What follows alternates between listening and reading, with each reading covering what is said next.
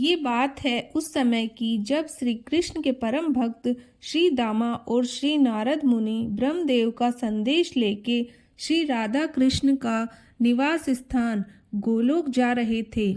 श्री दामा कृष्ण के तो परम भक्त थे, किंतु श्री राधा से घृणा करते थे, क्योंकि वे नहीं चाहते थे कि कृष्ण से पहले राधा का नाम आए। इसी कारण जब उन्हें पता चला कि कृष्ण का श्रृंगार श्री राधा रानी पंच तत्वों से करती है, तो वे फिर से क्रोधित हो गए। जब वे गोलोक पहुँचे तो वे वहाँ सिद्ध करना चाहते थे कि राधा कृष्ण की जगह जय श्री कृष्ण बोलना ही मंगलकारी होता है। इसलिए जब वे केवल कृष्ण बोलो तो आसमान चमक उठा, फूल खिल गए, और जब एक कीड़ी को निशाना बनाकर राधा बोला तो वह भस्म हो गई और तितली बन गई। और जब उस तितली को निशाना बनाकर पुनः राधा बोला तो वह भी भस्म हो गई और कन्या बन गई। किंतु यह सब श्री दामा को समझ नहीं आया। उसके बाद जब श्री कृष्ण विश्राम के लिए कक्ष में गए तो उन्होंने श्री दामा को कहा, श्री दामा, तुम यहाँ के द्वारपाल बन जाओ और किसी को अंदर मत आने देना।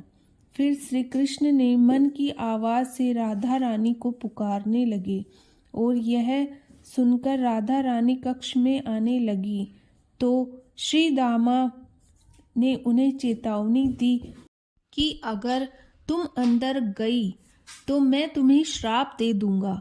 किंतु वे नहीं मानी और वे अंदर चली गईं।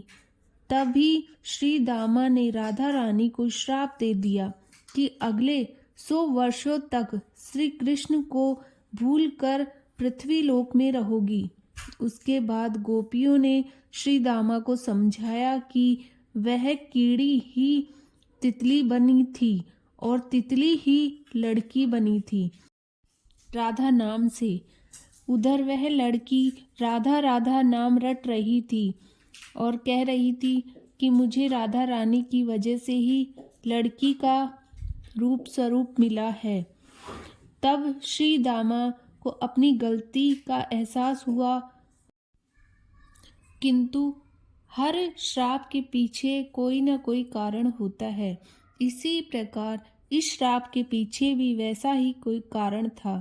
ब्रह्मदेव ने श्री दामा और नारद जी को यह संदेश देकर भेजा था कि नारायण का अवतार लेने का समय हो गया है। इसीलिए अब उन्हें श्री कृष्ण के रूप में पृथ्वी लोक में अवतार लेना होगा। किंतु श्री दामा पश्चाताप की अग्नि में जल रहे थे। वह चाहता था कि श्री कृष्ण और राधा के साथ अब उसे भी पृथ्वी लोक में जाकर कर्मों का फल भोगना ही होगा। तब श्री कृष्ण ने कहा कि श्री दामा, तुम्हें राक्षस के रूप में पृथ्वी लोक में जन्म लेना होगा। फिर राधा रानी ने यह कहकर पृथ्वी लोक में जन्म लिया कि जब तक श्री कृष्ण सामने नहीं आएंगे वे आंखें नहीं खोलेगी। धन्यवाद दोस्तों। आगे की कथा सुनने के लिए मेरे चैनल को सब्सक्राइब करें।